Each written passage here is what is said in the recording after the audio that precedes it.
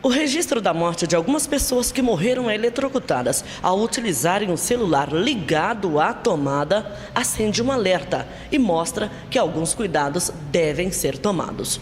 É sabido que os carregadores de celulares funcionam como um transformador de energia, fazendo com que a corrente seja diminuída ao passar da tomada para o aparelho. Exemplo, dos 127 volts da tomada se torna 5 volts para o celular. Aparentemente insuficiente para matar uma pessoa. Quem explica sobre o assunto é o engenheiro eletricista Luciano Lacerda. O que nós temos que entender é qual a variável que está envolvida. No caso, não é a tensão que mata a pessoa, é a corrente elétrica. Então, independente de ser 127, 220, o que vai matar a pessoa no caso de uma corrente de fuga seria a corrente elétrica, tá certo? Então, independente disso, né, o que nós temos que entender é que há uma transformação porque o aparelho precisa desses 5 volts para carregar, tá certo?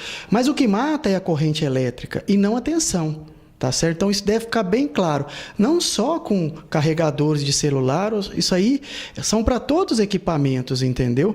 O coração da gente, ele entra em fibrilação a partir de 10 mA. Então o que tem que ficar claro quando se utiliza um celular ou qualquer outro equipamento, que é a corrente elétrica que se mata, não a tensão. No caso do celular, quais são os cuidados básicos para se evitar acidentes desta natureza? Olha, o que tem que ficar claro é o seguinte, a primeira coisa que se deve atentar é com relação para ver se a instalação elétrica está adequada. Nós temos uma norma brasileira que regulamenta isso. Existe um dispositivo que chama-se dispositivo residual, que identifica essa corrente de fuga num caso de um mau funcionamento, uma falta de isolação de qualquer aparelho, não só no caso do celular. Então, as edificações são obrigadas a ter ele. No caso de não ter, né, o problema está no aparelho, a falta de isolação. Então, a pessoa entra em contato com essa corrente elétrica e é submetida a essa descarga, por isso que tem um acidente.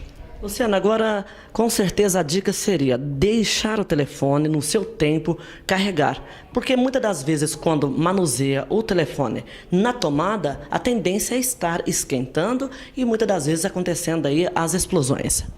Olha, eu acho que a primeira coisa é adequar a instalação às normas brasileiras, né? Nós temos normas, a 5410, que regulamenta isso, que equipamentos que vão ajudar a evitar o acidente, né?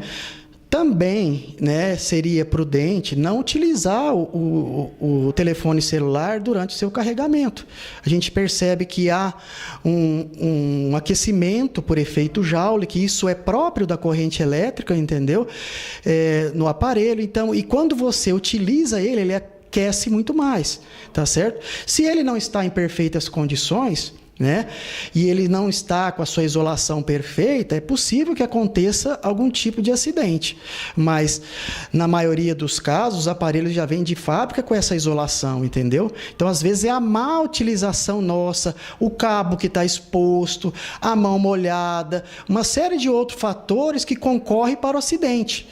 E não só a gente deve levar isso para o celular. Isso acontece com outros equipamentos também que estão ligados à energia elétrica.